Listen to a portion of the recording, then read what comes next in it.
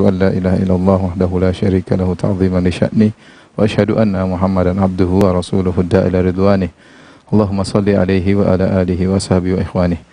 Para pemirsa yang dirahmati Allah Subhanahu wa taala, pada kesempatan kali ini kita melanjutkan bahasan kita dari tafsir surat Al-Kahf atau surat Al-Kahfi yang biasanya kita sampaikan di Masjid Al-Azhar Sumarekon di Bekasi. Dan kita sudah pada pertemuan ke-9, ini pertemuan ke-10 atau pertemuan ke-9 ya. Dan sekarang kita masuk pada ayat ke-71 melanjutkan tentang kisah pertemuan antara Nabi Musa alaihissalam dengan Nabi Al-Khadir alaihissalam. Allah Subhanahu wa taala berfirman, "Fantalaqa hatta idza rakiba fis safinati kharaqaha. Qala akharaqtaha litughriqa ahlaha laqad ji'ta syai'an imra." Maka berjalanlah mereka berdua, yaitu Musa dan Khadir. Akhirnya mereka naik di atas sebuah perahu, ya. Kharaqaha. Ternyata Nabi Khadir melubangi perahu tersebut. Ketika Nabi Musa melihat Nabi Khadir melubangi perahu tersebut, Nabi Musa mengingkari. Qala akharaqtaha litughriqa ahla. Apa kau melubangi perahu ini atau kapal ini dalam rangka untuk sehingga nanti para penumpangnya tenggelam? Laqad ji'ta syai'an imra. Sungguh kau telah melakukan perbuatan yang buruk. Qala alam aqul innaka lan tastati'a ma'iya sabra. Khadir menjawab, bukankah aku telah berkata engkau tidak sabar denganku? Musa mengatakan, qala la tu'akhidni bima nasid. Jangan kau hukum aku karena kelupaanku. Aku lupa. Wala turhiqni min amri usra. Jangan kau repotkan aku dengan perkara yang berat, ya. Jangan kau bani aku dengan perkara yang berat. Taib, ini kisah sebelumnya telah kita sebutkan bahwasanya Nabi Musa alaihissalam berjalan dengan Yusha bin Nun, muridnya, sampai akhirnya mereka menyusuri pantai dan akhirnya ketemu dengan Nabi Khadir. Setelah itu Allah menyebutkan tentang Musa dan Khadir saja. Fantalaqa, maka mereka berdua berjalan. Kemana Yusha bin Nun? Kemana perginya Yusha bin Nun? Ada yang mengatakan Yusha bin Nun bersama mereka, namun tidak disebutkan oleh Allah karena fokus pembicaraan adalah antara Musa dengan Khadir. Ada yang mengatakan Yusha bin Nun disuruh pulang oleh Nabi Musa alaihissalam, balik ke Bani Israel, sehingga yang tersisa adalah Nabi Musa dan Nabi Khadir. Ada yang mengatakan Nabi Yusha bin Nun disuruh tunggu, sudah tunggu sampai sini, sampai Musa kembali setelah bertemu dengan Nabi Khadir. Intinya fokus pembicaraan kepada Nabi Musa dan Nabi Khadir. Disebutkan bahwasanya keduanya, ya, dalam riwayat Rasulullah SAW bersabda, "Fantalaqal Khadiru wa Musa yamshiyani ala sahilil bahr." Berjalanlah Musa dan Khadir di pinggir pantai. Famarrat bihima safinatun. Kemudian lewatlah sebuah perahu atau kapal. Fakallamahum an yahmiluhuma. Maka mereka berdua minta agar kapal tersebut ikut mengangkut mereka berdua.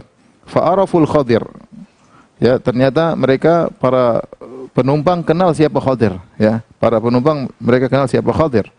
Ya, mereka tahu bahwasanya Khadir adalah hamba yang saleh, ya. Fahamaluhuma bighairi naulin. Akhirnya mereka berdua dinaikkan dalam kapal tanpa bayaran. Fa'amidal Khadir ila lauhin minal awlahi safinah fanaza'ahu. Kemudian tiba-tiba Khadir pergi ke salah satu papan yang ada di kapal, kemudian dilepas oleh Khadir, dirusak. Ya, dirusak. Dalam riwayat yang lain mereka mengenal Khadir, mereka mengatakan Abdullahi saleh, ini hamba Allah yang saleh. Ya, gara-gara dia hamba yang saleh maka digratiskan oleh para penumpang tersebut. Kemudian mereka berkata, la nahmiluhu bi ajrin, kami tidak mau mengangkat Khadir dengan bayaran. Ya, mereka tidak kenal Musa, yang mereka kenal Khadir. Karena ada Khadir bersama Musa, dua-duanya gratis. Ya, karena mereka menghormati Khadir. Namun apa yang dilakukan oleh Khadir? Fa kharaqaha. Ternyata dipecahin oleh Khadir kapal mereka. Wa watada fiha watadan. Kemudian dia lubang tersebut dikasih sesuatu, watad semacam besi atau apa sebagai penutup sementara, ya, tapi dia bolongin, ya. Ini yang menjadikan Nabi Musa alaihissalam mengingkari perbuatan Khadir karena aneh, ya. Sampai Nabi Musa berkata dalam riwayat, qaumun hamaluna bighairi naulin, wahai Khadir, ini mereka mengangkut kita gratisan. Amatta ila safinatihim fa kharaqtaha litughriqa ahlaha. Kemudian balasannya engkau pergi kau melakukan kerusakan pada kapal mereka sehingga penumpangnya bisa tenggelam. Dalam Al-Quran Musa berkata, laqad ji'ta syai'an imra. Sungguh kau telah melakukan perkara yang mungkar. Padahal sudah sepakat, ya. Qala fa in ittaba'tani fala tas'alni an syai'in hatta uhditsa laka minhu dzikra. Ya. Sudah sepakat pertemuan antara Nabi Musa dan Nabi Khadir. Nabi Khadir berkatakan, kau boleh ikut aku dengan syarat kau enggak boleh tanya-tanya sampai aku yang ceritakan.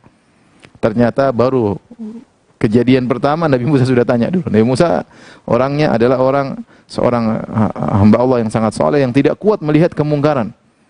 Ini sifat yang baik dari Nabi Musa, tapi masalahnya ini bukan kemungkaran biasa, ini kemungkaran zahirnya kemungkaran tapi hakikatnya bukan. Karena Nabi Musa tidak ngerti apa yang terjadi. Tetapi sifat Nabi Musa mengingkari kemungkaran ini sifat yang terpuji. Makanya Nabi Musa ketika melihat Khadir membalas air tuba, ya, air susu dibalas dengan air tuba, ya, maka Nabi Musa heran. Ini orang sudah ngangkut kita gratis, kenapa dirusak kapalnya? Kan bisa tenggelam orang-orangnya. Sebagian ulama mengatakan Nabi Musa lupa saking dia begitu perhatian terhadap kemungkaran, dia lupa bahwasanya dia juga penumpang dalam kapal tersebut, nggak mungkin dia tenggelam. Ya. Jadi Nabi Khadir merusak kapal tersebut, sementara mereka masih di dalam kapal. Masih dalam kapal. Nabi Musa mengatakan, gimana kau ngelobangin, kan penumpang bisa tenggelam, padahal di antara penumpang dia dengan Khadir juga. Artinya apa? Saking dia begitu perhatian sama kemungkaran, dia lupa bahwasanya hal itu tidak akan terjadi. Kenapa? Karena di antara penumpang adalah dia dan Nabi Khadir. Enggak mungkin Nabi Khadir ngelobangin untuk mereka mati juga. Tetapi tadi karena Nabi Musa orangnya suka bernahi mungkar, ya, sehingga dia pun mengingkari. Akhirnya Nabi Khadir mengatakan, qala alam aqul innaka lan tastati'a ma'iya sabra. Kan saya sudah bilang wahai Musa, kau tidak sabar bersamaku. Kau tidak sabar bersamaku. Akhirnya Nabi Musa mengatakan, qala la tu'akhidni bima nasit. Jangan kau hukum aku karena kelupaanku. Aku lupa, ya. Dan ini benar-benar lupa. Ya, kenapa lupa? Karena suatu kejadian yang kemungkaran membuat dia lupa bahwasanya sudah berjanji enggak boleh nanya-nanya. Ya, Nabi Musa lupa. Wala turhiqni min amri usra, dan jangan kau ya bebani aku dengan perkara yang lebih daripada aku lupa mau diapain, ya. Artinya dia mengatakan jangan kau repotkan aku, la tusyaddid alai, jangan kau repotkan aku wahai Khadir, saya kan lupa, ya, gimana ya. Akhirnya Khadir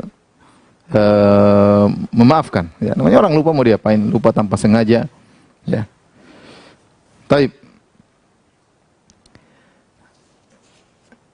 Para pemirsa yang dirahmati oleh Allah Subhanahu wa taala, ya. Kemudian mereka melanjutkan perjalanan. Fantalaqa. Mereka pun melanjutkan perjalanan. Kata Allah Subhanahu wa taala, ya. Hatta idza laqiya gulaman faqatalah. Mereka berjalan, kemudian mereka bertemu dengan gulam. Gulam itu anak, seorang anak. Faqatalah, dibunuh oleh Nabi Khadir.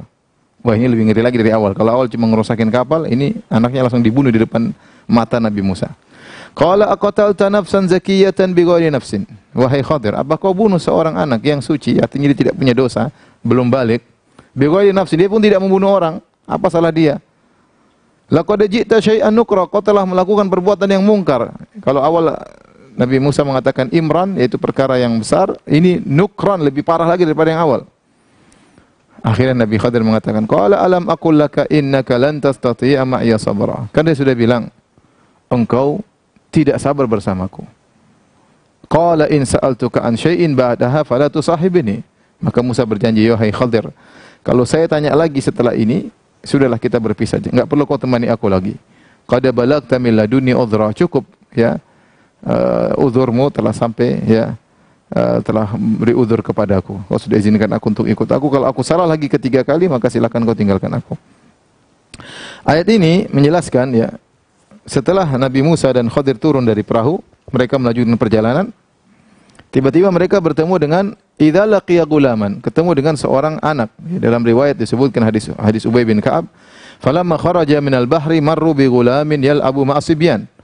tatkala mereka keluar dari laut, ya setelah turun dari kapal, mereka melewati seorang anak yang sedang bermain dengan anak-anak yang lain. Fa akhadhal Khadiru bi ra'sihi faqala ahu bi yadihi hakadha. Kemudian Nabi Khadir datang kepada anak tersebut, kemudian dia pegang kepalanya, kemudian dia lepas kepalanya. Sufyan yang perawi hadis, ka'annahu yaqtifu syai'an, dia membuat tangannya seperti ini, itu seperti itu karena kepalanya dipelintir, dilepas oleh Nabi Khadir. Dalam riwayat yang lain, wajada ghilmanan yal'abuna fa akhadha ghulaman kafiran dharifan fa adja'ahu thumma dhabahu bisikkin. Nabi Khadir melihat anak-anak sedang bermain-main, kemudian dia mengambil seorang anak yang kafir, yang ganteng, ya. Kemudian dia pun jatuhkan, kemudian dia sembelih dengan pisaunya. Dalam sebagian riwayat disembelih dengan pisaunya. Dalam riwayat yang lain, fantalaqa hatta idza laqi ghulaman yal'abun fantalaqa ila ahadihim badiyar ra'yi, tiba-tiba fantalaqa ila ahadihim, Khadir pergi kepada salah seorang anak-anak yang sedang bermain, ya. Badiyar ra'yi, tiba-tiba tanpa ngomong-ngomong langsung faqatalahu, langsung dibunuh. Fadhu'ira indaha Musa. Musa kaget waktu itu. Za'ratan munkarah, maka dia pun kaget dengan sangat kaget. Maka disitulah Nabi Musa mengingkari. Nabi Musa berkata, qala aqatalta nafsan zakiyatan bighairi nafsin. Wahai Khadir, apakah kau membunuh seorang anak yang suci, tidak punya dosa, masih kecil, ya. Dan dia pun tidak membunuh orang lain, karena kita tahu kalau seorang membunuh orang lain dia boleh dikisos, nggak ada masalah, ya. Ini anak ada khilaf, ada yang mengatakan sudah balik, ada yang mengatakan belum balik. Yang mengatakan balik, ya dia kafir maka boleh dibunuh. Namun kebanyakan ulama mengatakan dia belum balik. Dia belum balik, belum dewasa, namun dibunuh oleh Nabi Khadir. Oleh karenanya Musa mengingkari. Ya, kali ini Nabi Musa tidak lupa. Nabi Musa dia ingat bahwasanya dia tidak boleh nanya-nanya sama Khadir apa yang dilakukan oleh Khadir. Tetapi karena gairah dia, semangat dia untuk mengingkari kemungkaran, dan kemungkaran ini berbeda dengan sebelumnya. Sebelumnya hanya mecahin kapal.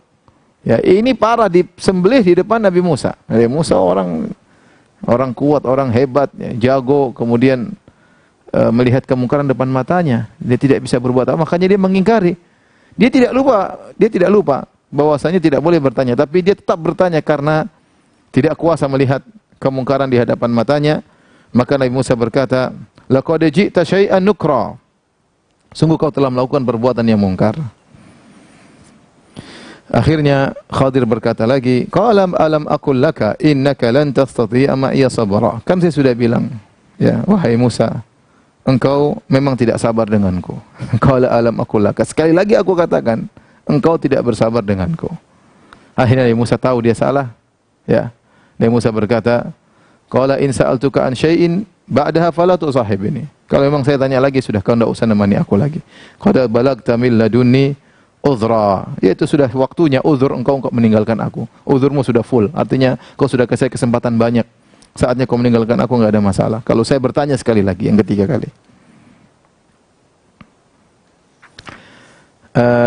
Dan ini dalil bahwasanya seorang berusaha untuk menemani sahabatnya sampai memang ada uzur, baru dia boleh tinggalkan sahabatnya.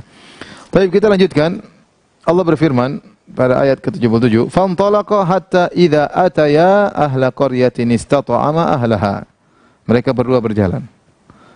Sampailah mereka tiba di suatu penduduk negeri, Qaryah, suatu kampung. Ataya, yaitu mereka sengaja datang ke situ. Jadi kata para ulama, Allah tidak berkata hatta idza wasala. Tatkala mereka sampai, Allah tidak mengatakan tatkala mereka sampai suatu kampung, tapi Allah mengatakan hatta idza ataya, tatkala mereka mendatangi. Berarti mereka sengaja datang ke penduduk kampung tersebut. Apa yang mereka lakukan? Rupanya Khadir dan Musa kelaparan. Istata'ama ahlaha, mereka berdua minta makan dari penghuni kampung tersebut.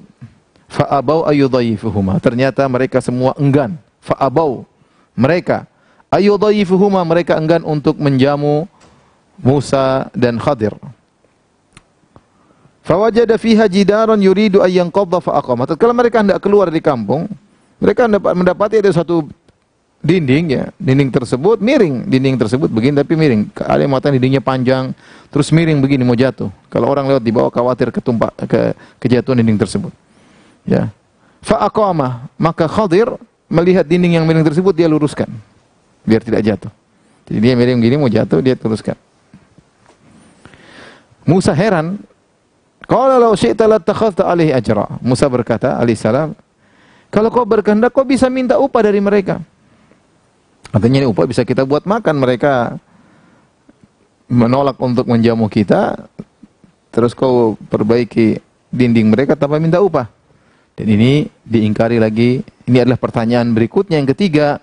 Maka sudah selesai uzurnya Nabi Musa alaihissalam. Khadir berkata, hadza firaqu baini wa bainik. Inilah perpisahan antara aku dengan engkau, wahai Musa. Sa'unabbi'uka bita'wili ma lam tastati' alaihi sabra. Aku akan menjelaskan ya apa sebab aku melakukan ini semuanya yang engkau tidak sabar untuk melihatnya. Perhatikan di sini. Nabi Musa dan Khadir berjalan menuju, datang ke suatu kampung. Mereka sebagai tamu dhaif.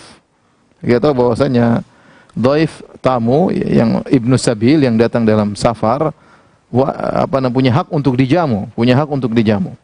Ya, punya hak untuk dijamu. Makanya Nabi dalam hadis mengatakan misalnya, man kana yu'minu billahi wal yaumil akhir falyukrim dhaifahu. Barang siapa yang beriman kepada Allah dan hari akhir, maka muliakan tamunya. Tamu di sini yang maksudnya lebih terkhususkan adalah tamu musafir. Musafir yang melewati, yang dia butuh naungan, butuh tempat untuk berteduh dan untuk istirahat, maka wajib bagi penghuni kota untuk atau penghuni kampung untuk menjamunya. Kalau dia mengetuk pintu maka wajib dijamu. Nah, Musa dan Khadir rupanya mereka berdua lapar dan mereka sengaja mendatangi penduduk kampung tersebut. Bukan sampai, sengaja dia datang ke itu ada kampung, kita minta makan situ. Ataya ahla qaryah, mereka mendatangi penghuni kampung tersebut. Istata'ama, mereka minta makan. Ahlaha, Allah ulangi ahla. Jadi kalau kita mau saya sampaikan sini ya. Perhatikan sini, idza ataya ahlaha, ahla qaryatin. Istata'ama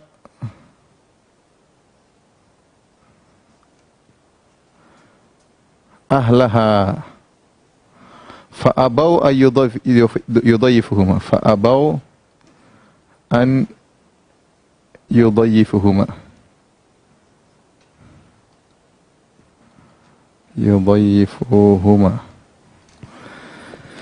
Perhatikan sini, Nabi Khadir Allah berfirman, hatta idza ataya, tatkala mereka berdua mendatangi. Jadi ini mendatangi, bukan sampai ya. Allah tidak mengatakan sampai, mendatangi. Artinya apa? Khadir dan Musa sama-sama sengaja mendatangi penduduk suatu kampung, penduduk suatu kampung, qaryatin. Istata'ama, mereka berdua minta makan. Mereka berdua rupanya lapar. Minta makan. Minta makan karena mereka tahu mereka tamu punya hak untuk dijamu. Apalagi tamu tersebut musafir ya, karena Nabi Musa, Nabi Khadir tahu bahwasanya mereka tamu dan mereka minta hak dhaif ya, yaitu meminta hak dhaif. Ini dibahas oleh para ulama. Dhaif, tamu musafir. Istata'ama ahlaha. Perhatikan di sini kata ini dijelaskan dengan luar biasa oleh Al-Alusi. Kenapa Allah tidak mengatakan istata'amahum? Kenapa ahal di sini tidak diganti dengan domir hum yang artinya mereka? Tetapi Allah mengulangi lafal ahal. Ya, tetapi Allah mengulangi lafal ahal.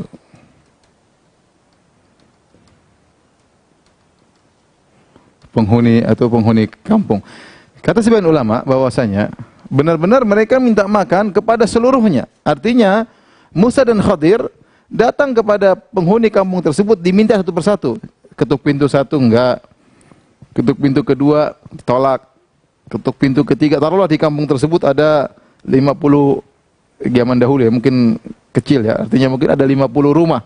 Ketuk satu-satu. Minta hak sebagai dhaif.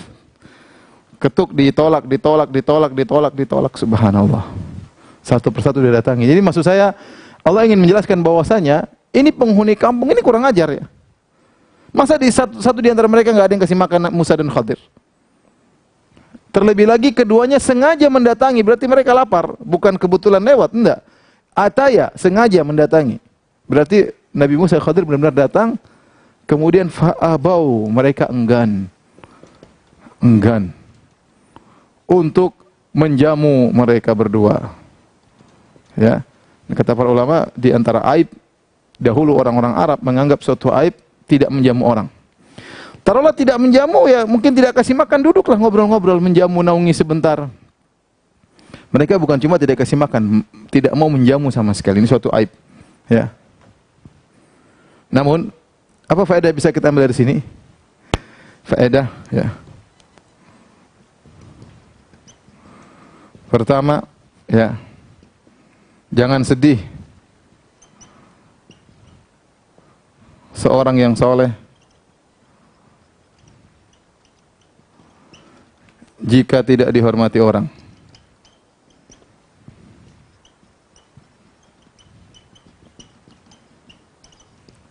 Kita bilang tidak selalu kita dihormati, orang yang mungkin bertakwa, orang soleh, orang alim. Lihat, siapa yang mau lebih alim daripada Musa dan Khadir? Enggak ada yang lebih alim dari Musa dan Khadir untuk kita, enggak ada.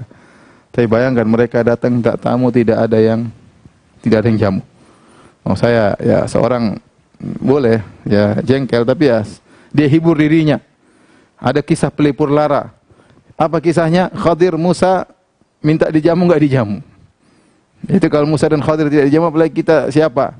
Ya, ini pelipur lara. Kata para ulama, lihatlah Musa dan Khadir minta dijamu dan tidak dijamu. Ini kurang ajar mereka ini. Yang kedua, lihatlah rahmat Allah.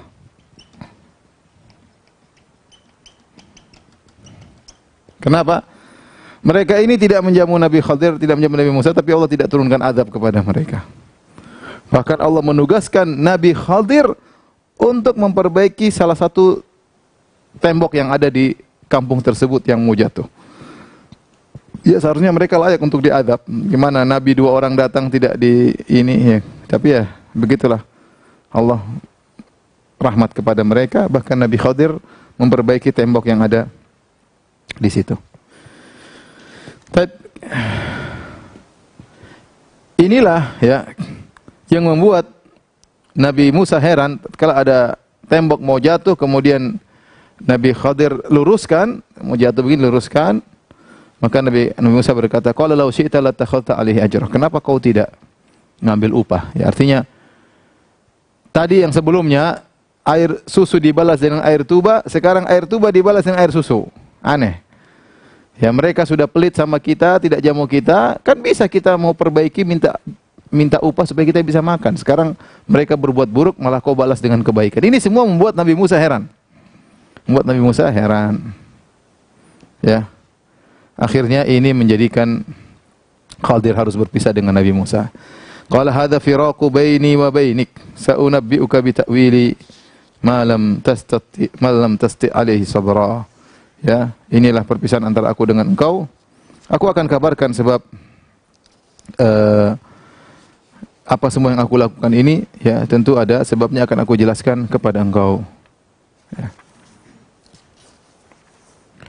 Baik. Kemudian mulailah Nabi Khadir menjelaskan. Dari pertama, kata Nabi Khadir dalam ayat ke-79, "Amma as-safinatu fakanat limasakin ya'maluna fil bahri fa aradtu an a'ibaha wa kana wara'ahum maliku ya'khudhu kulla safinatin ghasba." Kata Nabi Khadir, adapun perahu, sungguhnya kapal-kapal tersebut atau perahu tersebut milik orang-orang miskin yang mereka bekerja di lautan. Fa aradtu an a'ibaha, dan aku ingin merusaknya. Wa kana wara'ahum malikun ya'khudhu kulla safinatin ghasba. Ternyata di belakang mereka ada raja yang suka merampas perahu-perahu yang bagus atau kapal-kapal yang bagus. Maka lebih baik saya rusakin. Saya rusakin supaya apa? Supaya tidak dirampas oleh raja. Ya, tidak dirampas oleh raja. Ini sebab yang pertama. Oh, Musa paham, ternyata di balik ini ada maslahat. Ya, kalau seandainya tidak dirusakkan kapal tersebut, kapal ini nanti akan dirampas oleh raja. Padahal mereka sudah miskin, hanya punya harta mungkin kapal tersebut, kemudian dirampas lagi sama raja yang zalim. Mending dirusakin. Jadi kalau raja lewat periksa-periksa kapal yang bagus diambil, kapal jelek tidak diambil. Sehingga kapal ini tidak diambil. Dan ini menunjukkan Khadir membalas kebaikan dengan kebaikan. Mereka naik kapal gratisan, maka dibalas dengan perbuatan Khadir yang merusak kapal tersebut supaya kapal tersebut selamat. Dan ini yang Musa tidak tahu sebelumnya, makanya Musa baru sadar. Yang kedua, kenapa Khadir membunuh anak tersebut? Wa ammal gulamu fakana abawahu mu'minaini fa khashina ayyurikahuma tughyanan wa kufra. Ya, adapun anak yang saya bunuh tersebut, maka kedua orang tuanya adalah orang tua yang mukmin. Fa khashina ayyurikahuma, maka saya khawatir nanti anak ini kalau sudah besar, dia akan menjerumuskan kedua orang tuanya tughyanan wa kufra, dalam perbuatan zalim dan perbuatan kekufuran. Artinya apa? Ini anak tampan, disayang oleh kedua orang tuanya, tapi nakal. Bisa jadi kedua orang tuanya di kemudian hari akan terjerumus dalam kekufuran gara-gara nurutin si anak ini. Mending saya bunuh. Fa aradna ayyubdilahuma rabbuhuma khairan minhu zakata wa aqrabarhum. Makanya saya ingin, kata Khadir, agar Allah, Rabb dari kedua orang tua yang beriman ini, menggantikan anak ini dengan anak yang lebih suci dan lebih sayang kepada mereka berdua. Yang lebih suci dan lebih sayang kepada mereka berdua. Ini sebabnya. Mengapa saya bunuh? Nanti dia mati, Allah kasih lagi anak yang baru, yang lebih soleh dan lebih sayang kepada mereka berdua. Wa ammal jidar, adapun yang ketiga. Wa ammal jidaru fakana li gulamaini yatimaini fil madinati wa kana tahtahu kanzul lahuma. Adapun al-jidar, adapun tembok yang saya miring tadi saya luruskan, itu adalah milik dari dua anak yatim yang tinggal di kota tersebut. Ya, di kota tersebut. Jadi di antara penghuni kota yang pelit tadi, ternyata ada dua anak yatim di situ. Dan dua anak itulah pemilik tembok tadi. Wa kana tahtahu kanzul lahum. Ternyata di bawah tembok tersebut ada kanz, ada harta milik mereka berdua. Mungkin ditinggalkan oleh ayah mereka berdua, keburu meninggal, ternyata hartanya ada milik kedua anak yatim tersebut. Wa kana abuhuma shaliha. Dan ayah mereka adalah orang tua yang saleh. Ya, fa arada rabbuka ayyablugha ashuddahuma. Maka Rabbmu menghendaki agar mereka berdua mencapai masa dewasa mereka, wa yastakhrija kanzahuma. Kemudian kalau mereka berdua sudah dewasa, mereka mengeluarkan harta tersebut dari bawah tembok tersebut, rahmatan min rabbik, sebagai bentuk rahmat dari Rabbmu. Wa ma fa'altuhu an amri, dan aku tidak mengerjakannya ya dengan perintahku sendiri ya, tetapi atas perintah Allah Subhanahu wa taala. Dzalika ta'wilu ma lam tasti' alaihi sabra. Itulah sebab pada perkara-perkara yang kau lihat yang kau tidak sabar terhadapnya. Inilah sebabnya, ternyata rahasianya kenapa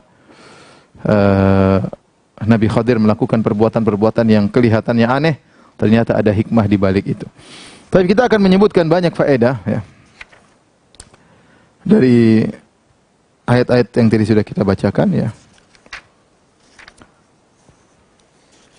Di antaranya para pemirsa yang dirahmati oleh Allah Subhanahu wa taala ya.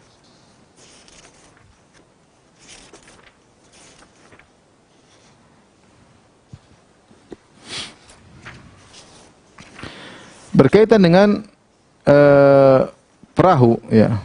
Kata Allah Subhanahu wa taala, "Wa amma safinatu fakanat limasakina ya'maluna fil bahr." Adapun perahu tersebut adalah milik orang-orang miskin yang bekerja di laut. Ya. Jadi ternyata orang miskin itu masih lebih mending daripada fakir, kata para fuqaha.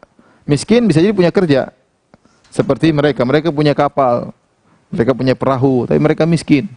Perahu tersebut ternyata penghasilannya tidak mencukupi kebutuhan mereka sebulan misalnya. Ya, mereka punya pekerjaan. Ada yang mengatakan ini perahu-perahu sewaan, tapi yang benar zahirnya ayat bahwa ini adalah kapal-kapal ini milik orang-orang miskin. Allah mensifati mereka dengan miskin padahal mereka bekerja.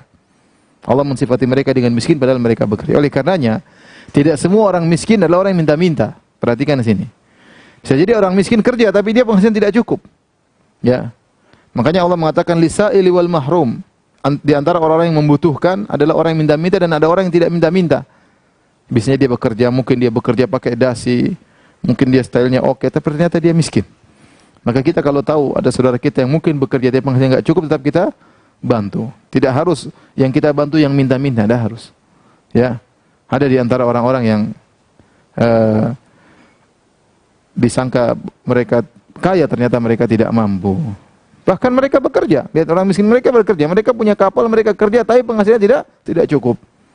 Apa itu miskin? Miskin definisinya adalah seorang yang bekerja, tetapi penghasilan tidak mencukupi kebutuhannya. Misalnya dia kerja sebulan gajinya misalnya 3 juta. Ternyata keperluannya 5 juta. Ya, kenapa 5 juta? Ya mungkin anaknya banyak, mungkin apa, mungkin harus bayar ini, bayar anu, punya orang tua harus ditanggung. Atau mungkin dia gaji 4 juta tapi kebutuhan 5 juta. Dia masih miskin. Selama kebutuhannya gajinya tidak atau penghasilan tidak memenuhi keperluannya, maka dia digolongkan miskin. Ya. Adapun fakir kata para ulama yaitu yang penghasilannya kurang dari setengah. Misalnya kebutuhan dia 5 juta, ternyata penghasilannya 2 juta. Ini fakir.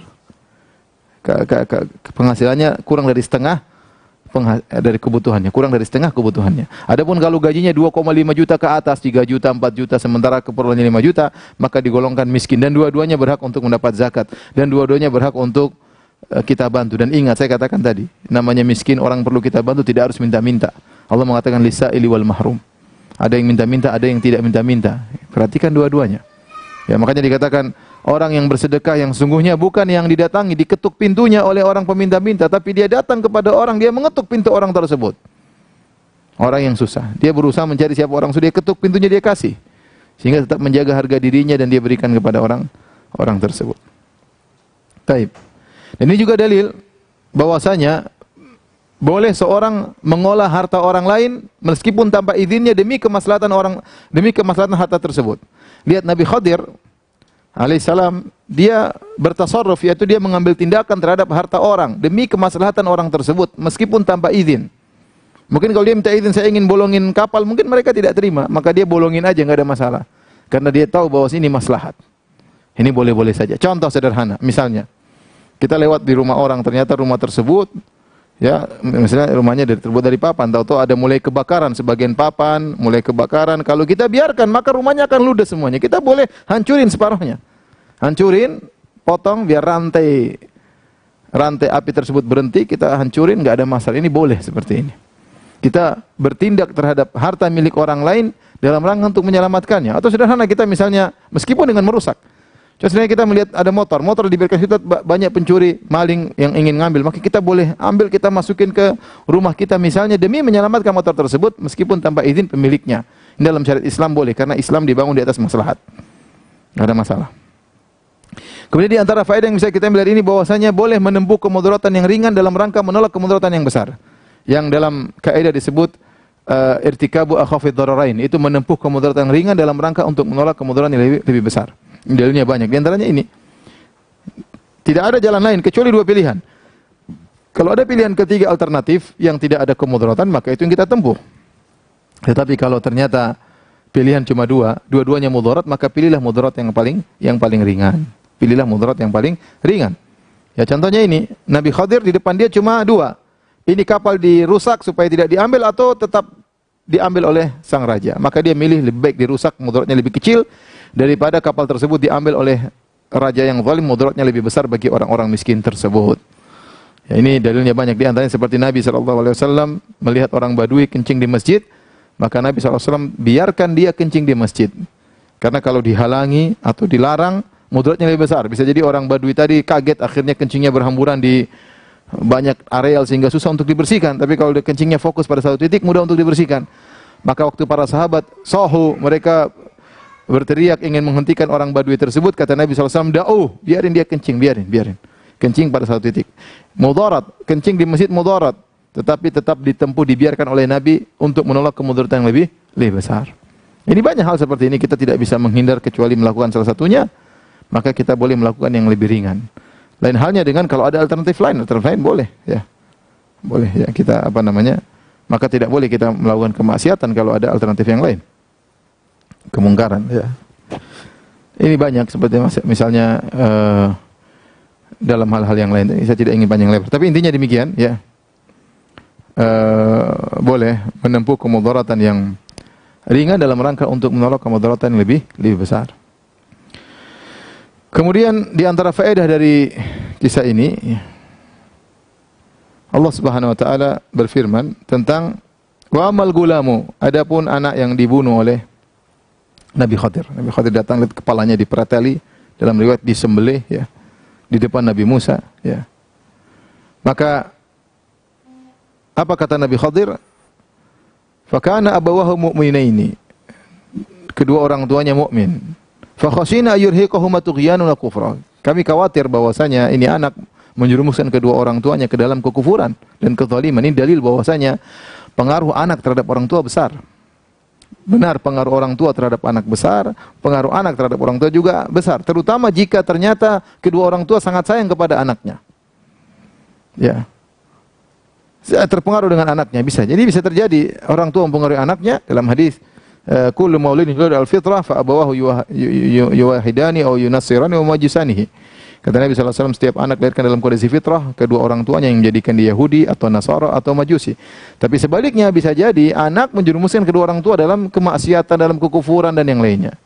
Ini kemungkinan besar karena begitu sayangnya kedua orang tua kepada anak. Maka Nabi Khadir berkata, fa aradna an yubdilahuma rabbuhuma khairan minhu zakata. Maka kami ingin agar Rabb mereka berdua, Rabb kedua orang tua yang mukmin ini menggantikan anaknya. Jadi saya bunuh anak ini agar diganti dengan anak yang khairan minhu, lebih baik daripada anak yang saya bunuh. Zakatan wa aqraba ruhma, yang lebih suci dan lebih rahmat, lebih sayang kepada kedua orang tuanya. Itu lebih berbakti kepada kedua orang tuanya. Ini dalil bahwasanya di antara bentuk berbakti adalah sayang. Semakin seorang sayang kepada kedua orang tuanya berarti dia semakin dicintai oleh Allah. Itu lebih baik, ya. Apa tanda kita bakti kepada orang tua? Buktinya kita sayang sama orang tua. Wa aqraba ruhma, kata Allah. Itu yang lebih dekat kasih sayangnya kepada kedua orang tuanya tersebut. Maka kita bisa mengukur diri kita ini sayang enggak sama orang tua kita. Sering kita telepon, sering kita datangi, sering kita kasih bantuan, sering kita candain, ya. Kita itu Allah Maha tahu dengan apa yang kita lakukan, ya. Apa yang kita bekerja untuk membantu orang tua atau tidak, Allah lebih tahu. Jadi di antara bentuk bukti bahwa seorang berbakti kepada kedua orang tuanya adalah aqraba ruhmah. Itu sangat sayang, lebih sayang kepada kedua orang tuanya. Lihat anak-anak mana yang lebih sayang kepada orang tuanya, maka itu yang lebih berbakti daripada yang lainnya. Baik, kita lanjutkan. Adapun faedah berikutnya, wa ammal jidaru, adapun dinding. Fakana li gulamaini yatimaini fil Madinah. Dinding tersebut adalah milik dua anak yatim yang tinggal di kota tersebut. Sebelumnya saya ingin sampaikan juga bahwasanya di antara faedah kata para ulama tentang Nabi Khadir membunuh anak ini. Anak ini dibunuh yang tanpa dosa, kalau istilahnya tanpa dosa, dia suci kemudian dibunuh sehingga akhirnya Allah menggantikan dengan anak yang lebih saleh. Kata Ibnu Qayyim rahimahullahu taala, jika Anda tidak bisa paham tentang hikmah terjadinya musibah, renungkanlah ayat ini. Kadang Allah memberikan musibah kita nggak ngerti apa maksudnya dari Allah, karena ujian dari Allah Subhanahu wa taala. Kita nggak ngerti kenapa Allah kasih musibah demikian. Maka renungkanlah kisah-kisah ini, bagaimana Khadir membunuh anak ini, anak yang sangat dicintai oleh dua orang tuanya. Ya, buah hati kedua orang tuanya. Ya. Buah hati kedua orang tuanya. Ternyata dicabut nyawanya oleh Allah Subhanahu wa taala melalui Nabi Khadir yang membunuh kedua anak tersebut. Tentu orang tuanya akan bersih. Ternyata hikmahnya apa? Hikmahnya Allah memberikan anak yang baru yang lebih sayang. Maka kalau kita ditimpa dengan musibah, kita selalu memikirkan hal yang positif. Kita nggak tahu apa yang terjadi. Contoh, seorang kehilangan anaknya. Jelas ini suatu hal yang sangat menyedihkan. Mungkin anaknya umur 20 meninggal, atau anaknya umur 15 meninggal, atau masih kecil meninggal.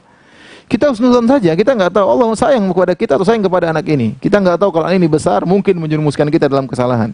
Anak ini besar, bisa jadi dia bermaksiat kalau sudah besar, mending meninggal sekarang dia masih soleh misalnya.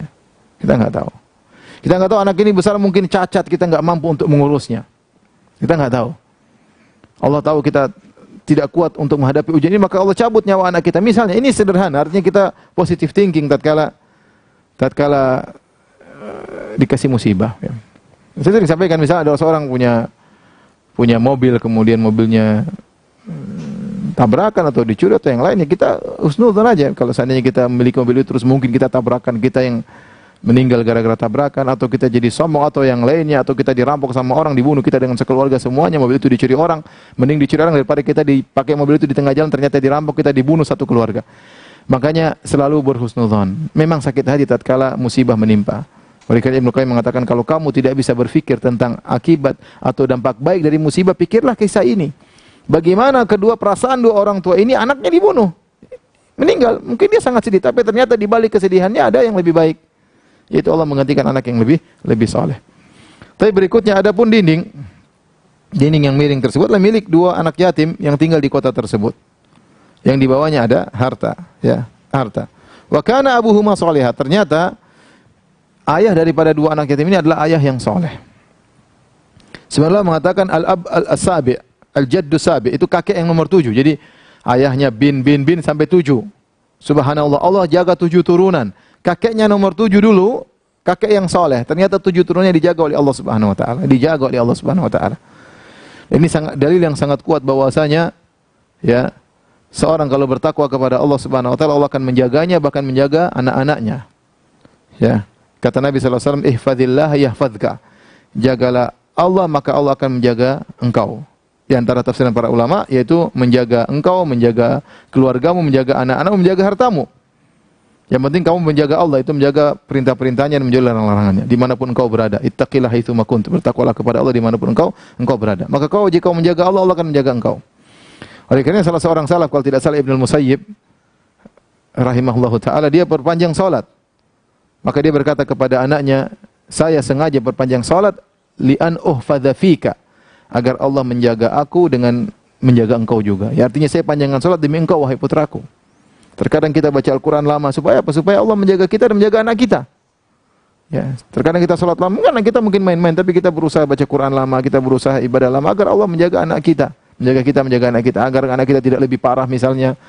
Ya, maka bayangkan ini, orang ini saking solehnya, sampai 7 turunan dijaga. Ini keturunan yang ke-7, hartanya dijaga oleh Allah Subhanahu wa taala.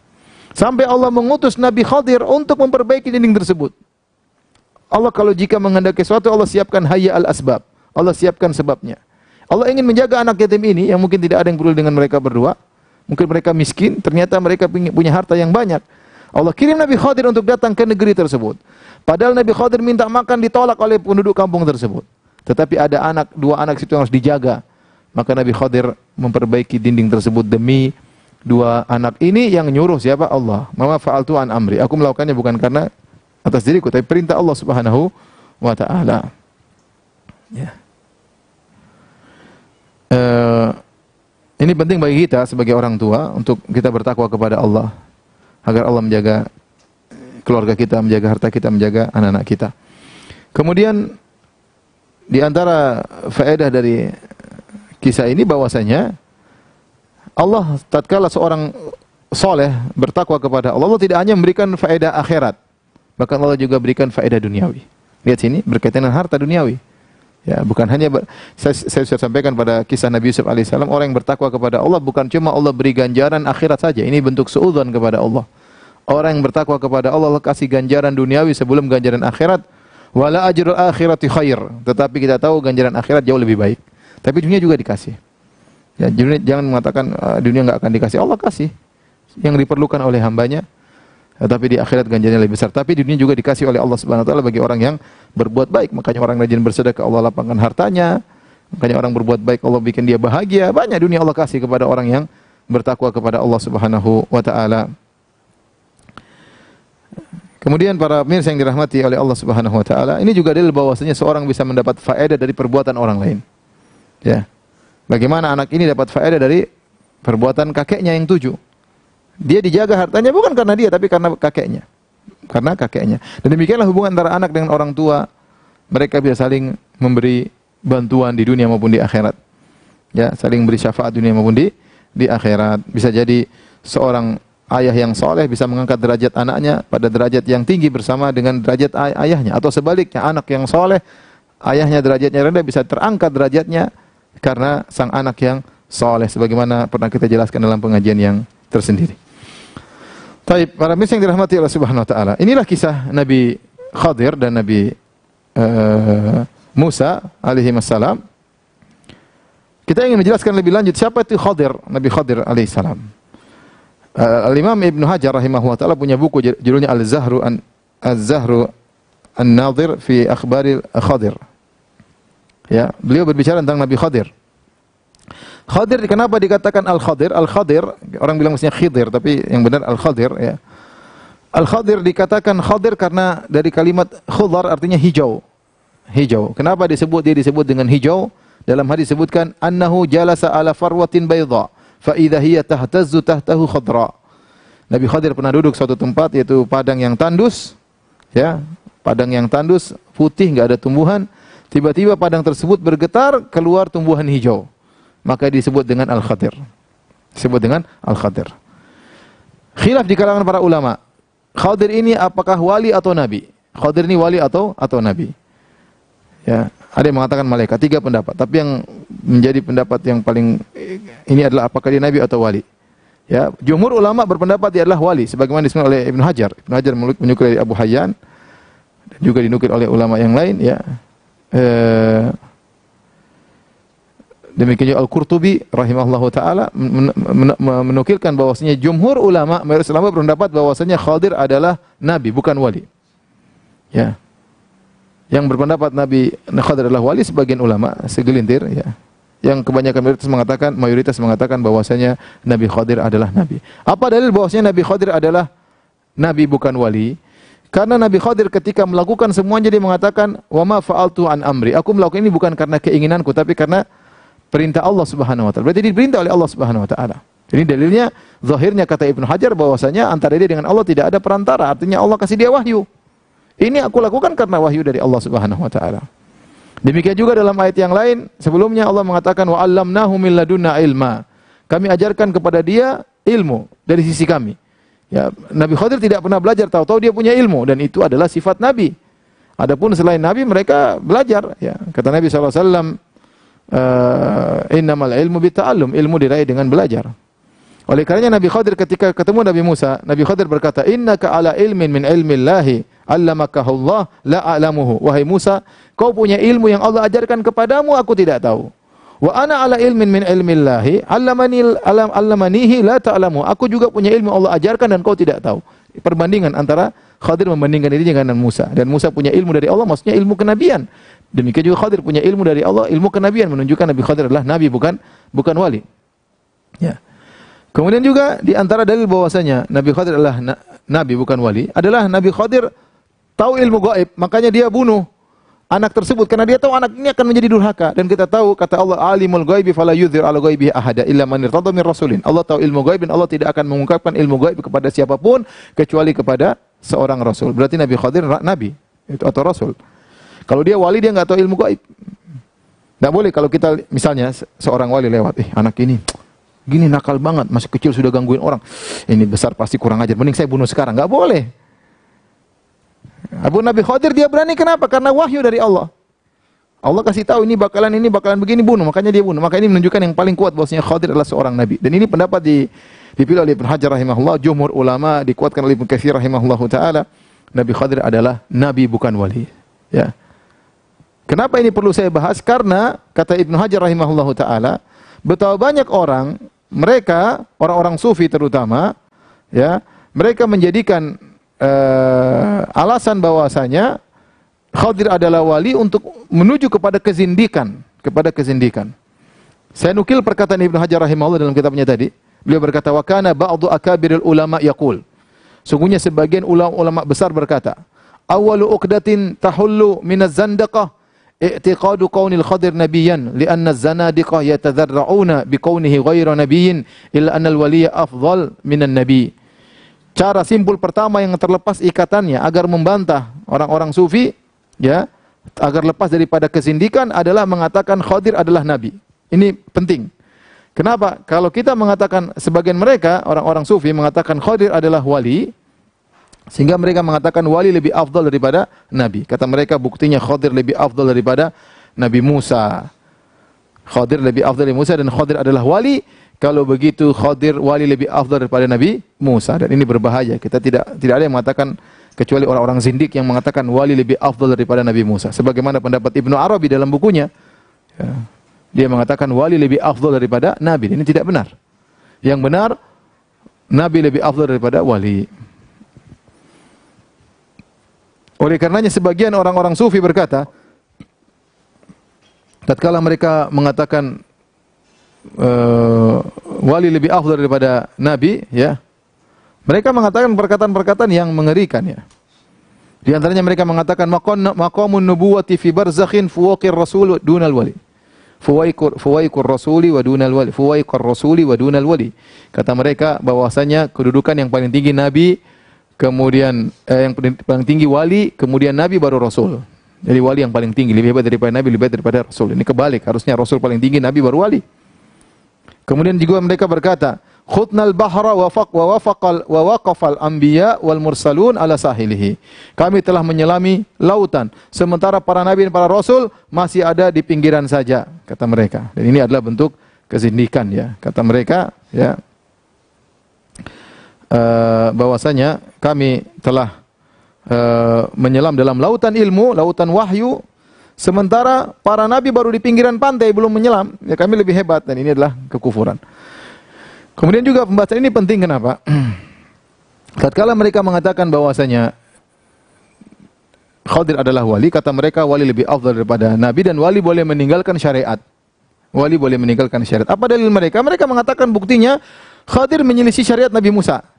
Khadir menyelisih syariat Nabi Musa. Sehingga kalau kita sudah sampai derajat hakikat atau ma'rifat, kita boleh enggak menjalankan syariat, kita boleh melakukan yang haram. Buktinya Khadir melakukan haram, bunuh anak, mecahin kapal dan yang lainnya. Ini berarti boleh keluar dari syariat. Dan ini ijma ulama, barang siapa yang menyangka dia boleh keluar dari syariat Nabi Muhammad, dia kafir. Ijma ulama, kafir dia, keluar dari Islam. Ya, ngapain ngaku orang Islam sementara dia bilang saya sudah mencapai derajat hakikat, tidak perlu ikut Nabi Muhammad. Ini kekufuran. Ya. Atau mengatakan bahwasanya saya hanya mengambil dari Muhammad yang zahir, yang ilmu batin enggak, saya punya sendiri dari Allah, seperti Khadir. Khadir punya ilmu batin yang Musa tidak tahu. Ini kekufuran. Ya, oleh karena sebagian mereka mengatakan kalau ente lihat wali-wali misalnya minum khamar atau ganggu perempuan atau macam-macam bermaksiat, ngerokok, yang lain, kata mereka biasa, itu sudah mencapai derajat hakikat. Ya, bahwasanya mereka sudah mencapai derajat hakikat, maka mereka tidak apa melakukan kemaksiatan. Ini tidak benar. Bantahannya bagaimana? Bantahan pertama kita mengatakan, tidak bisa kita katakan Khadir keluar dari syariat Nabi Musa. Kenapa tidak bisa kita katakan Khadir keluar dari syariat Nabi Musa? Karena Nabi Khadir tidak diutus. Nabi Musa tidak diutus kepada Nabi Khadir. Ingat, Nabi Musa diutus kepada Bani Israel. Nabi Khadir bukan Bani Israel. Nabi Musa, Nabi Khadir tidak pernah ketemu sebelumnya. Nabi Khadir tidak harus ikut syariat Nabi Musa, karena Nabi Musa tidak diutus kepada Nabi Khadir. Nabi Khadir bukan umat Nabi Musa. Makanya waktu ketemu pertama Nabi Khadir bertanya, "Anta Musa Bani Israel?" Engkau Musanya Bani Israel. Mereka tidak saling kenal. Kemudian Nabi Khadir mengatakan, "Saya punya ilmu yang kau tidak tahu, kau punya ilmu yang saya tidak tahu." Berarti Nabi Khadir, kalaupun dia wali, dia bukan pengikutnya Nabi Musa, dia sendiri beda. Ya. Maka tidak boleh dikatakan kita pengikut Nabi Muhammad kalau sudah mencapai derajat kewalian boleh keluar dari syariat Nabi Muhammad dengan berdalil dengan kisah Khadir. Karena Nabi Khadir bukan umat Nabi Musa. Ini yang pertama, ya. Yang kedua, Nabi Khadir juga tidak menyelisih syariat Nabi Musa. Buktinya setelah Nabi Khadir menjelaskan kenapa saya pecahin kapal, kenapa saya bunuh anak, Nabi Musa setuju enggak? Setuju. Setuju, berarti sesuai dengan syariat Nabi Musa. Berarti sesuai dengan syariat Nabi Musa. Maka seorang waspada, berhati-hati bahwasanya jangan sampai terjebak dengan pemahaman sufi yang ekstrim, yang zindik. Kata Ibn Hajar, ini zindik, bahaya, kufur. Merasa telah mencapai derajat hakikat atau ma'rifat, kemudian boleh meninggalkan sebagian syariat Nabi Muhammad SAW. Boleh tidak sholat kek, boleh ini kek, boleh minum khamar kek, oh halal, saya ma'rifat. Ente maksiat, ya. Kalau saya tidak apa-apa. Minum khamar karena sudah mencapai derajat hakikat. Ini semua adalah kekufuran dan kezindikan. Pembahasan terakhir yang kita bahas adalah apakah Nabi Khadir masih hidup? Apakah Nabi Khadir masih hidup? Ini masalah khilaf juga di kalangan para ulama. Apakah Nabi Khadir masih hidup atau sudah meninggal dunia? Terlepas dia masih hidup atau sudah meninggal dunia. Kalaupun dia masih hidup, maka tidaklah Nabi Khadir akan merubah syariat Nabi Muhammad SAW. Maka tidak boleh seorang meyakini Nabi Khadir masih hidup. Kemudian dia bikin syariat baru, dia bikin salat baru, bikin zikir baru, katanya apa sanadnya sampai kepada Nabi Khadir. Enggak benar. Oh ini bid'ah hasanah, yang ngajarin siapa? Yang ngajarin Nabi Khadir. Enggak benar. Berarti nanti punya jalan lain selain Nabi Muhammad SAW. Nanti punya cara ibadah selain Nabi Muhammad SAW. Kalaupun Nabi Khadir masih hidup, dia tidak bisa bikin syariat.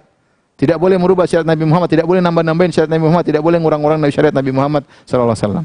Itu pun kalau dia masih hidup, alaihissalam. Dan yang benar, dia sudah meninggal dunia. Dan ini pendapat dipilih oleh Ibnu Hajar, ya, kemudian juga dipilih sebelumnya oleh Ibnu Jauzi, ya, kata Ibnu Jauzi rahimahullahu taala, dan ini dinukil oleh Ibnu Hajar dalam kitabnya tadi. Beliau berkata, kata Ibnu Jauzi, wa dalil ala anna al-Khadir laysa bibaqin fid dunya arba'atu asya. Dalil bahwasanya Khadir sudah tidak ada lagi di atas muka bumi, sudah meninggal dunia, ada 4 dalilnya. Pertama Al-Qur'an, yang kedua sunnah, yang ketiga ijma'ul muhaqqiqin, ya, yang keempat dalil akal. Jadi semuanya Al-Qur'an, sunnah, ijma' dan akal.